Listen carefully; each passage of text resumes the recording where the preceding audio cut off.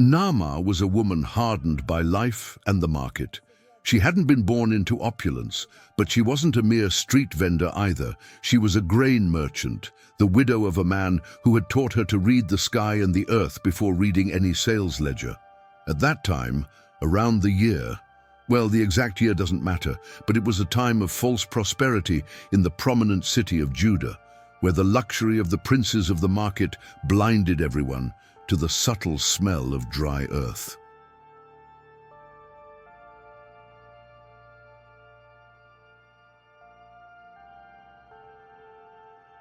Rising from the horizon, Naamá was in her 40s and carried on her face the lines of someone who had seen both plenty and poverty up close, and in her gaze a sharp intuition that was worth more than any scale.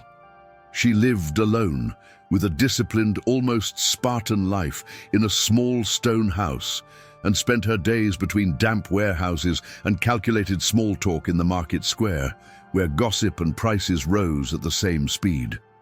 Her life was a solitary dance between the silence of home and the deafening buzz of a market she knew better than herself. That day dawned with a merciless heat and a faded blue sky, without the slightest promise of clouds, a day that Naamá felt on her skin as if it were a jinx cast upon the city. She woke up with a dry mouth and a sense of disgrace in her chest, a profound sadness that was almost a vision of the tragedy approaching. In the morning, she didn't go to the square to negotiate. Instead, she did what she had been doing discreetly for weeks. A silent inspection on the outskirts of the city, near the community silos and the large private warehouses. She didn't need papers or permissions. Her knowledge was empirical, the experience of decades smelling the air and feeling the weight of the grain in her hands. And what she saw was courting panic. The last year's harvest, which should have been protected, was poorly stored, with clear signs of waste and infestation. And worse, the merchants' silos were being deliberately emptied in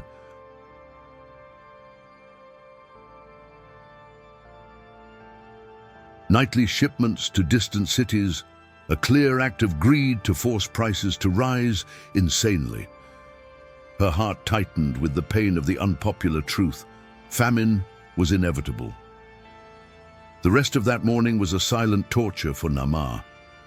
She tried to convince herself that she was seeing things, that greed wouldn't be so blind, that the city magistrate, a man she saw from afar with an air of empty superiority and who was surrounded by advisors with the looks of clever snakes, would have a minimum of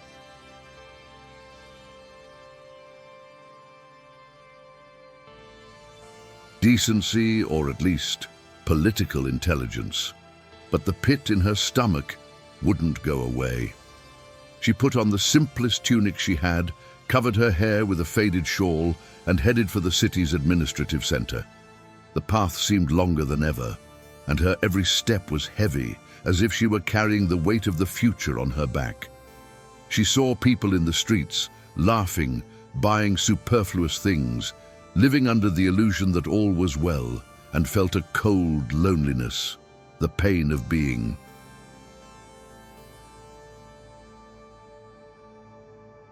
the only one to see the hungry monster approaching, while everyone worried about the color of their new sandals. Arriving there, she secured a quick audience with the magistrate, who received her in his polished marble office with an expression of protocolary annoyance. Naamá, who didn't mince words, was direct, pouring out all her empirical calculations. The water level in the wells, the air humidity, the harvest projection, and, most seriously, the criminal emptying of the warehouses by the princes of the market, whom she described as men with the souls of rats who hoard crumbs to sell the air.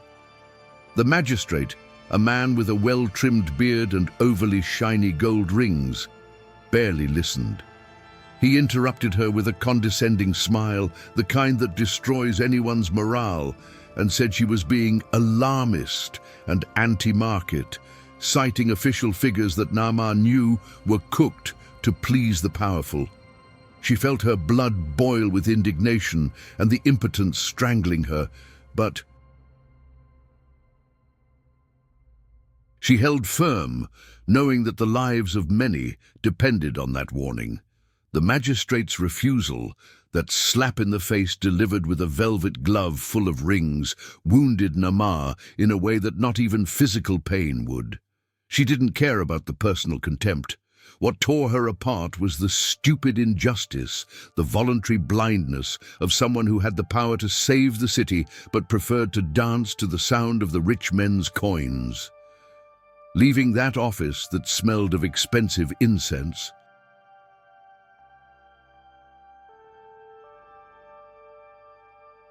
and inflated ego, her legs felt shaky for an instant, the strength of her conviction fighting against the wall of indifference she had just encountered. She knew the fight couldn't stop there.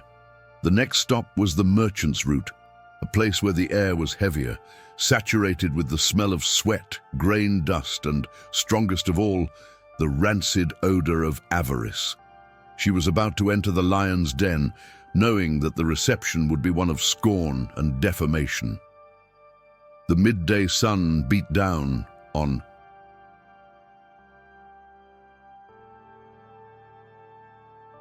her head with an intensity that seemed to want to crush her, but the vision of future misery gave her a strange, almost supernatural resilience. Naamá walked with silent dignity, her eyes fixed forward, like someone walking toward an inevitable but necessary sacrifice. She wasn't just going to discuss prices, she was going to confront human nature in its most abject and dangerous form. Arriving at the market area where the major traders settled their accounts, Naamá looked like a precious stone thrown into a pigsty. They were the princes of the market, men with bellies that seemed to have absorbed the entire harvest, wearing incredibly fine fabrics in colors that screamed wealth and whose eyes were hard and cold like the metal of their scales.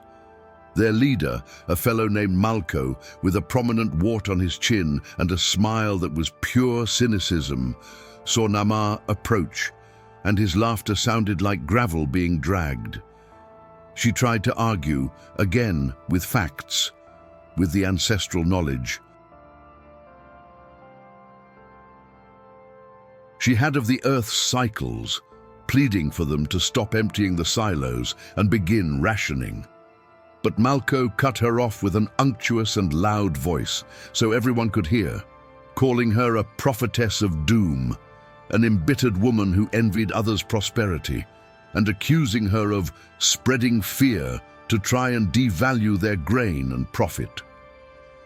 In that instant, Naamá felt a wave of pure hatred emanating from that group, and the worst part wasn't the words, but the conniving silence of other small merchants around her who knew she was right but were afraid of losing their crumbs of business. She was boycotted instantly. Everyone there understood Malco's message. Naamá was excluded. She left, feeling that the city's mask had fallen and revealed its hungry wolf face. That boycott was not just commercial, it was a social banishment, an acknowledgement that, for that elite, Naamá was no longer a human being with a voice, but an annoyance to be eliminated. Walking back home under that sun, that now looked like an angry eye, she felt she was entering preemptive mourning, not for her own future, but for the future of all those who would be crushed by the crisis. The initial indignation gave way to a cold calm, an acceptance that tragedy would be the final judge, and the only thing left to her was the integrity with which she would carry herself before the chaos. She stopped near a dry fountain, whose stone spigot, once a source of civic pride, was now a monument to negligence. And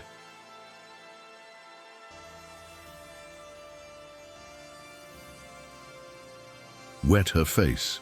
In that moment, observing her distorted reflection in the stagnant water, she had a glimpse of her mission.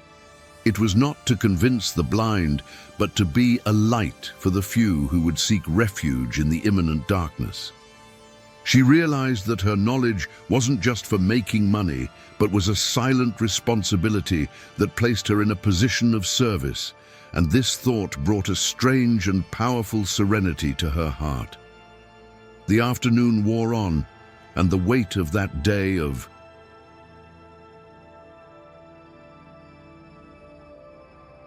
confrontations and rejection began to crush her bones. Naamá closed the shutters of her house, plunging the interior into a cozy gloom, and sat down at her cedar table. It was there, in that intimate and isolated space, that she confronted her resources. The little grains she had left, carefully stored in clay jars, and the oil she had pressed herself the previous autumn. She knew she had enough to survive for a decent time, perhaps even to get through the worst of the crisis alone. But the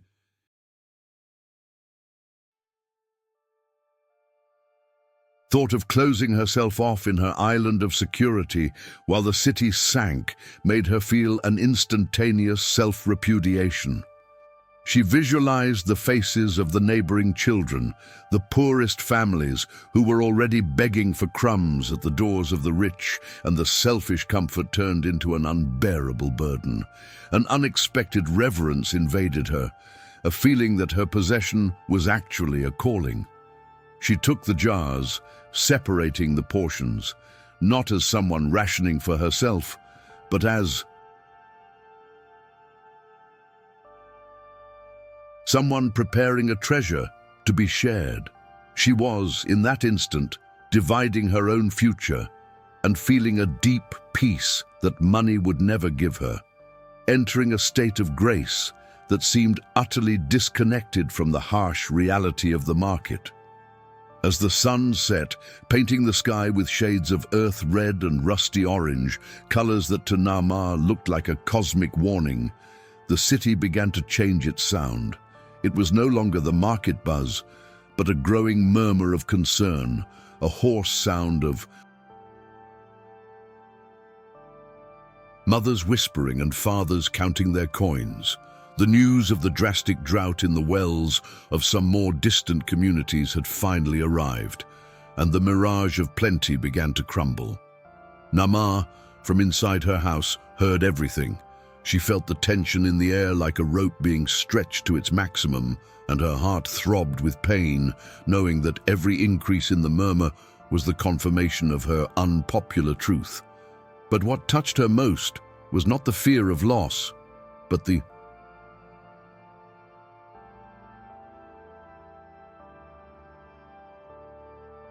fragility of the illusion people had upheld. She prepared for the night. She put on dark, loose clothes, tied her hair back tightly, and gathered the small bundles of grain and oil she had separated. Those portions seemed infinitely small compared to the city's need, but for her they carried the weight of a solemn commitment, a silent pact with her own conscience. She was not a fairy tale hero, but an ordinary woman doing the hardest thing in the world, being decent when everyone around her was.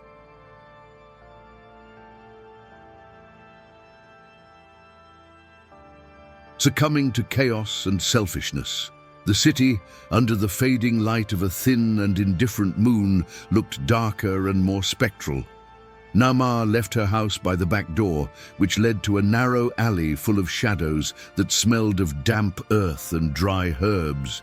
She walked with a natural stealth, not like someone committing a crime, but like someone carrying out a sacred mission that must be protected from the eyes of the vigilantes of selfishness. Experience had taught her to read the shadows and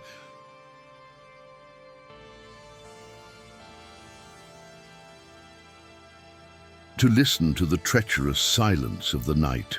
She first went to the house of an elderly neighbor, a kindly-eyed widow, who had been the only one to give her a sincere hug and whisper, "I believe you," when Malco's defamation began. As she approached, Naamá saw the wooden window shuttered but heard the low, restrained sound of a weak cough coming from inside.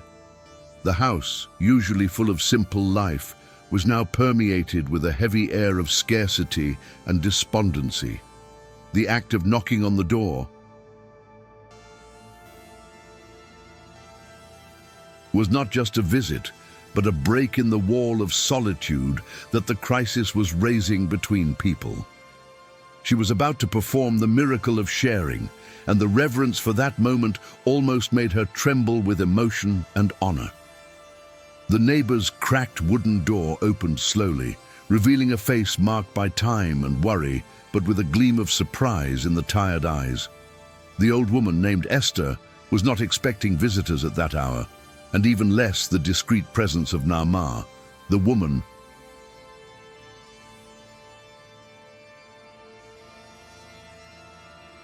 The market had tried to turn into a pariah. The weak lamplight inside the house cast long, ghostly shadows, and Naamá smelled the bittersweet odor of scarcity, a mix of mold and wilted hope. She didn't waste time with long speeches. Her gestures were the very language of compassion. Naamá extended the small bundle, explaining in a low voice that this was all she had left, a portion of flour and a little oil, enough for a few days' sustenance. Esther looked at the gift with an awe that went beyond gratitude, as if Naamá had handed her a magical artifact from another time, a time where kindness was still the current coin. Naamá felt the raw emotion in Esther's gaze, a gratitude so profound that it seemed to touch the core of her own soul, reaffirming that sacrifice was the only real thing in that world of lies. Naamá left Esther's house with a lighter heart, despite the burden she continued to carry. She no longer felt alone. The pact of integrity she had made with her silent neighbors connected her to something larger and older than the city itself. Next, she headed to the makeshift shelter where she knew some orphans took refuge, children whom the crisis and the authorities' negligence had turned into small, hungry ghosts. Arriving there, the atmosphere was even more dense and painful. The shelter was just a ruin covered by broken tiles where the cold night wind blew through all the cracks. Naamá did not go in. She stopped at the dark entrance, listening to the oppressive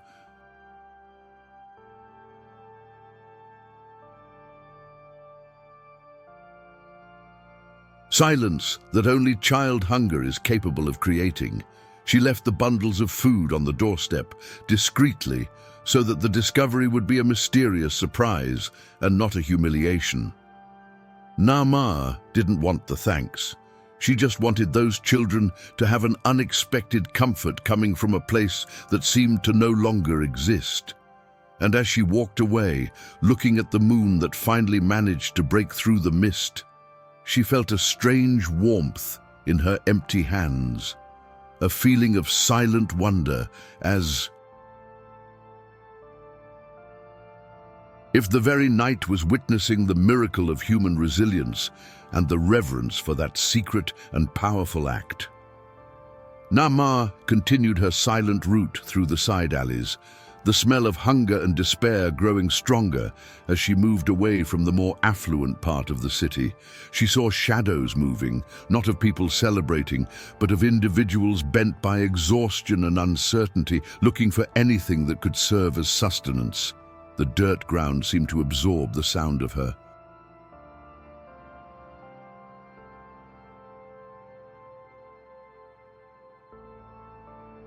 footsteps, giving her the feeling of being an invisible observer of the social agony. In a dark corner near a cracked pillar, she saw a man, once a robust artisan known for his good humor, now huddled and holding his head, sobbing in a dry, tearless way. Naamá felt a sharp pang in her chest, the pain of seeing human dignity being dismantled brick by the calculated negligence of the powerful. The crisis was not just the lack of food, it was the destruction of hope and human connection.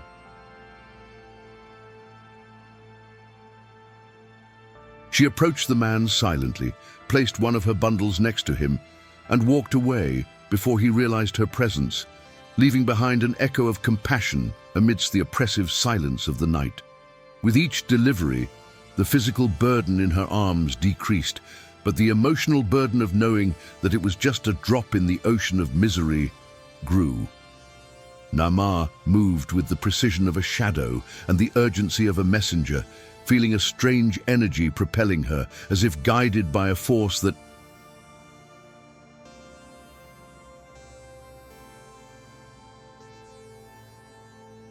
came from her deepest moral conviction. Passing through the main square, which was now deserted and strangely imposing under the moonlight, she had a bizarre feeling that the market buildings, those stone monsters that housed greed, were watching her, judging her act of ethical insubordination. Reverence mingled with fear, not the fear of being caught, but the fear that human wickedness could in fact triumph and crush any trace of goodness. She quickened her pace toward her last destination.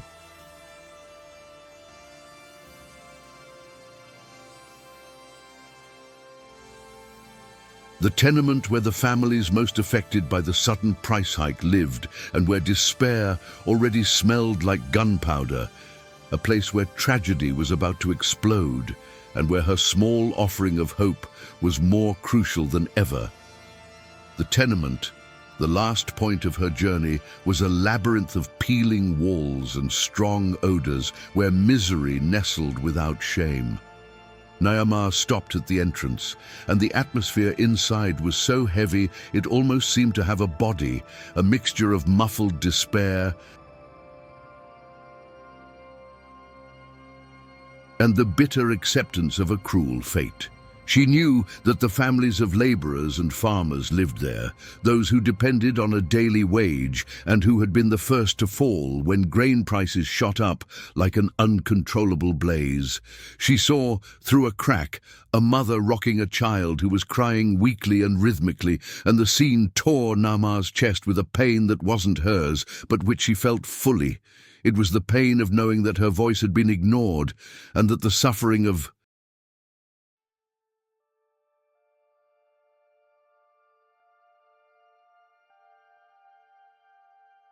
those people was the price of Malco's greed and the magistrate's cowardice. This feeling, however, did not paralyze her. It gave her a silent strength, the certainty that the last act of fidelity to herself was to empty her hands, even if the impact was limited. With the last bundle of grain and the last portion of oil, Naamá approached the central courtyard of the tenement, a place where the moonlight barely reached and where the shadows danced like hungry spirits. She left the food at a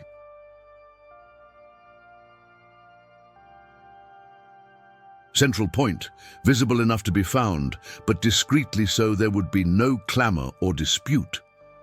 As she walked away, feeling her hands completely empty, an overwhelming sensation invaded her.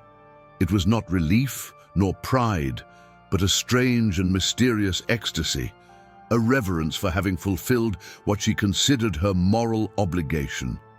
It was as if the weight of the world had dissolved in that act of total emptying, and she felt lighter than she had ever felt, floating in a bubble of integrity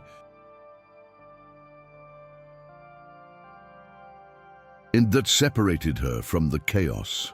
Naamá looked up at the starry sky, and for an instant the wonder made her forget the hunger and the danger. She was certain that true wealth was not in the full silos, but in the empty hands that dared to share what they had left. The peace she felt was so intimate and unique that it seemed like a secret whispered by the universe. Naamá returned to her house in the early hours of dawn, when the sky was still a dark ink about to mix with the pale grey of the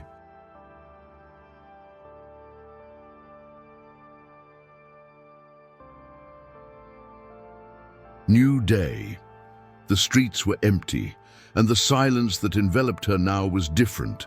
It was not the silence of indifference she had felt in the morning, but the heavy silence of sleeping misery, a silence that seemed to hold the breath of the entire city. She moved with a lightness of step that did not match the exhaustion of her limbs. The unique experience of those hours had left a deep mark on her soul, a brutal clarity. She had stripped herself of her material security in exchange for an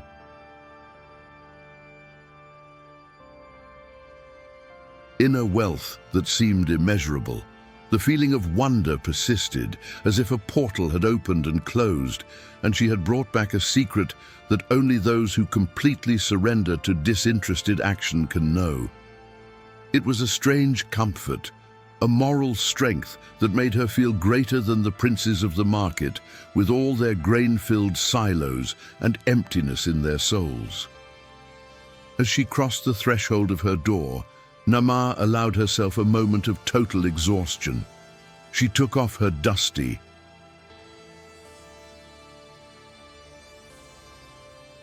clothes and drank water, feeling her throat scratchy.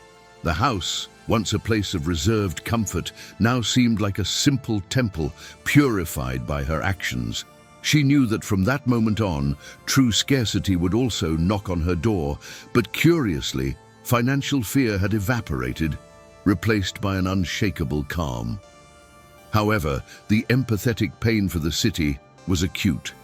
Her bedroom window overlooked a patch of sky where the sun would soon rise, and she watched the dawning of the day with the deep,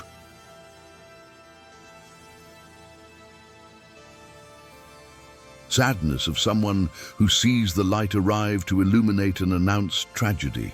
She knew that in a few hours, the market buzz would no longer be about trade, but about explicit despair, and that certainty filled her with a resigned compassion.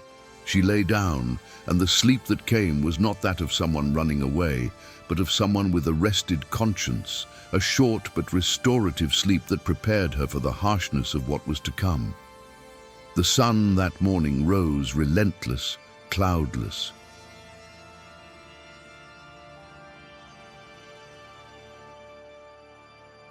But the heat it radiated was less frightening than the icy coldness that began to spread through the streets.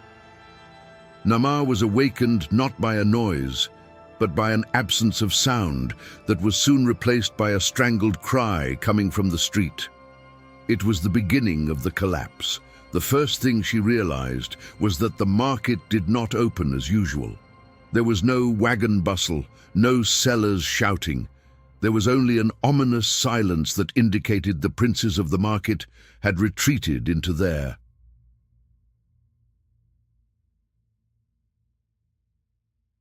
fortresses, with their silos locked and hearts of stone.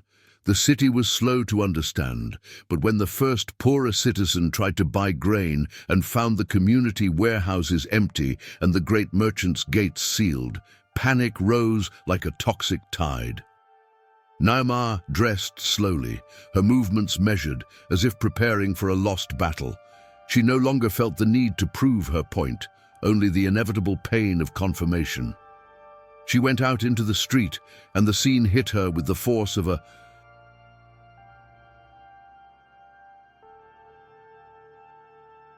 punch. The chaos was not physical destruction, but the destruction of the social order. People were no longer laughing. Their faces were of raw despair, with eyes searching for any crumb of information or hope. The price of the little grain that still appeared in the hands of small profiteers rose every minute, reaching levels Naamá never imagined, and the madness of the market revealed itself in its most abject form. She saw a mother pleading with one of these profiteers, a miniature Malco who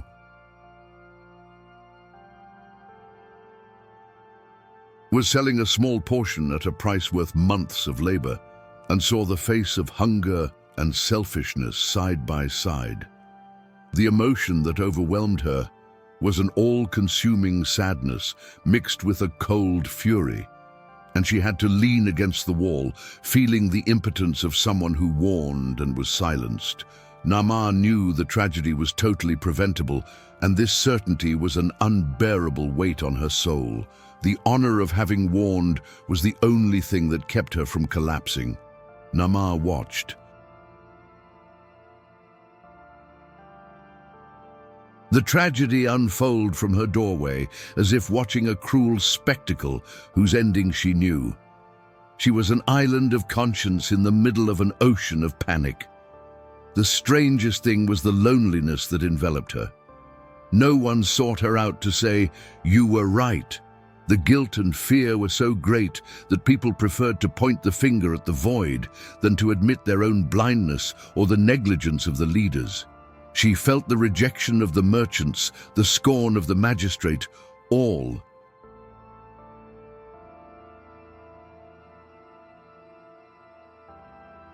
Turning into a lacerating pain that came from the soul, a pain that was the exact measure of her integrity. The city was entering a state of emotional siege, where the only law was survival, and Naamá, with her empty hands and clean conscience, was an anomaly that no one could or wanted to understand. She was the ignored prophetess, and now, the silent witness to the judgment no one wanted to avoid. As the morning progressed and the fever of panic rose, Naamá noticed something that made her stop.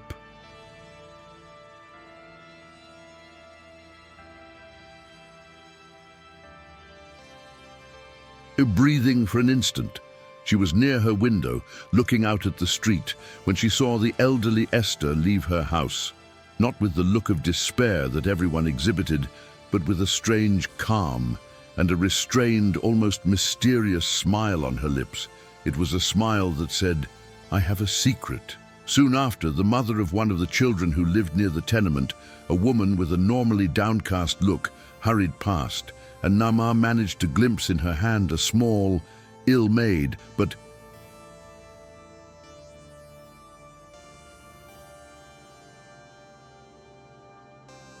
real loaf of bread, something that no longer existed in the city. Those small glimpses of her nighttime act brought Naamá a wave of wonder that overcame the pain of rejection. It was as if the universe was giving her a subtle sign, a secret confirmation. What she had done, even though small, had generated life and resilience where there was only darkness. The reverence for this invisible and powerful connection filled her chest with an intense warmth, a warmth that was the only currency that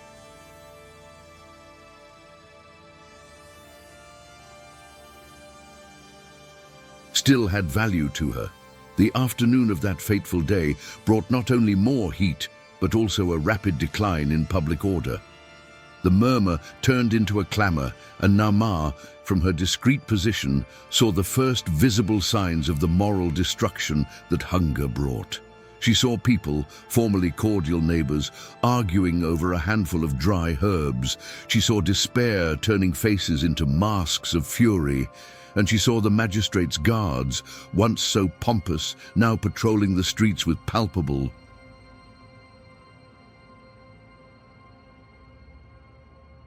fear in their eyes, trying in vain to contain the growing wave of looting and small thefts.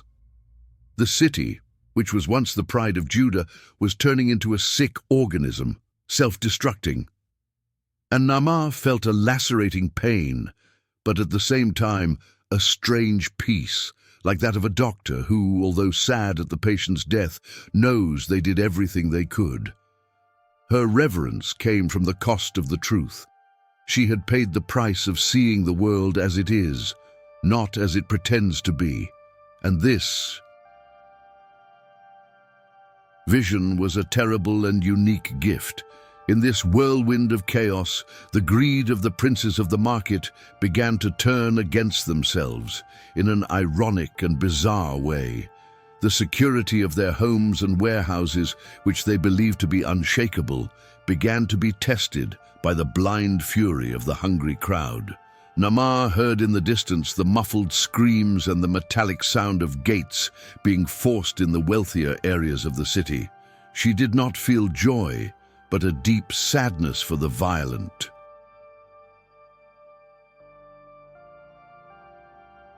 Justice that was manifesting. The fear in the guards' eyes was not just of the mob, but of the lack of food that also affected their own families. The connection of cause and effect was now visible and bloody, and Naamá felt a palpable tension in the air, as if the very sky was cracking over the city. What she felt was not vengeance, but the weight of the prophecy fulfilled, a unique and terrible sensation of having been the only one to try and close the doors of the hell that now opened to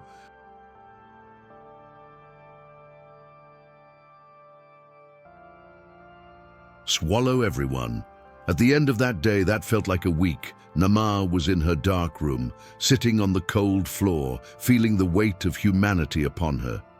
The only food she had was a handful of dried dates, the last remnant of her reserve, but she ate them without hunger, only out of necessity. She felt the accusing gaze of the silence of her own house. She had lost everything in material terms, but gained a perspective that no one else in the city possessed. The noise in the streets had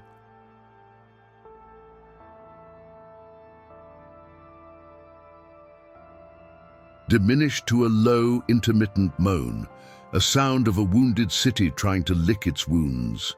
Naamá's loneliness was palpable, a bubble of integrity that separated her from the moral chaos outside. She felt like the last person awake in a collective bad dream, and the reverence for this inner resistance was what sustained her. She knew she had chosen the hardest path, that of silent fidelity, a path that would lead her to scarcity, but never to the emptiness of conscience. Night fell, and with it came an oppressive silence. Naamá couldn't sleep. Around midnight, she got up and went to the roof, from where she could see the sparse lights of the city. The air was strangely still, with a breath-cutting tension, the harbinger of something greater than simple hunger. She watched the darkness when suddenly she felt an electric chill run up her spine, a unique shiver that was not fear, but wonder. The sharp buzzing she had felt in the office at the beginning of the day returned, only much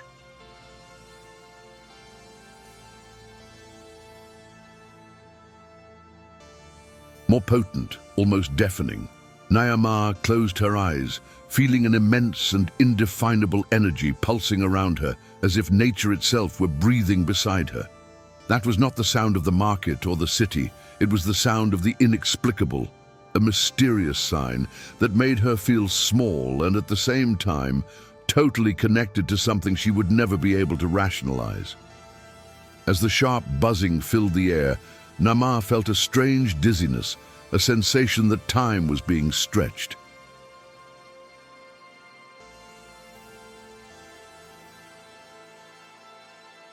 And coiled at the same time. It was an out-of-the-ordinary experience, one that did not fit anything her rational mind could process. She saw no lights or beings, only felt the overwhelming presence of a higher order that was, somehow, rearranging the pieces on the city's chessboard.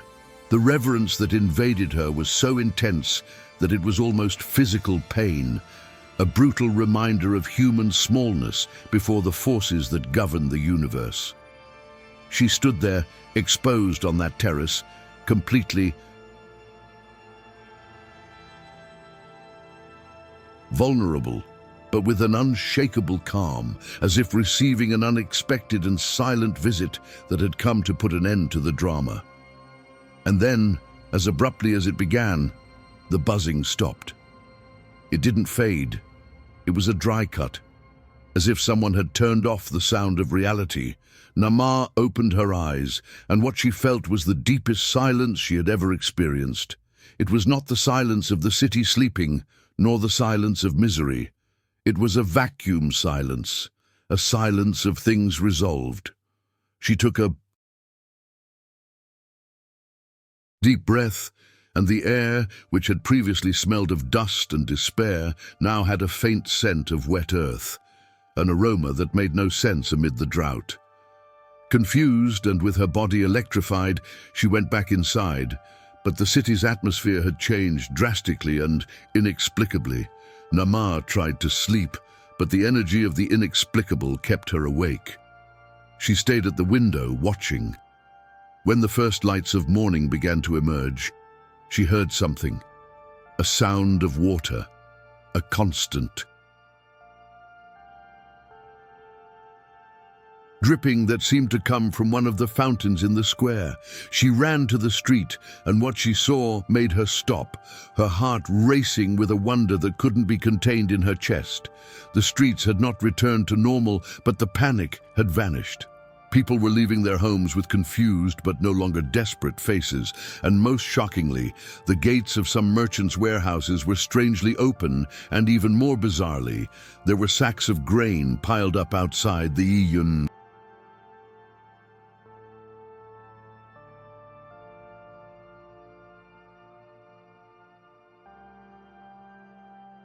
Depose, as if they had been dumped there overnight by an invisible force. The fountain that had been dry was now dripping with a trickle of water, a simple miracle that broke the logic of the crisis in a frightening way. The chaos of the previous day had simply stopped. The hunger did not magically disappear, but the fever of despair and the madness of prices ceased. The princes of the market, in the shock and fear of the unexplained retaliation, were forced to release their stock, or perhaps the stock was released for them. Naamá felt the raw emotion of the silent confirmation. Her fidelity had been the key to something she would never understand. The city rebalanced itself in a tense silence, but without the scream of death she had heard.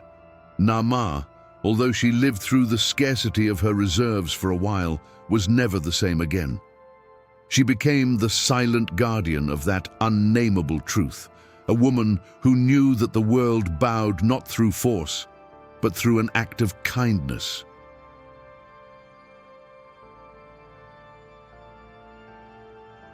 Done in the dark, and this reverence for that day accompanied her until the end, like a secret whispered by the universe.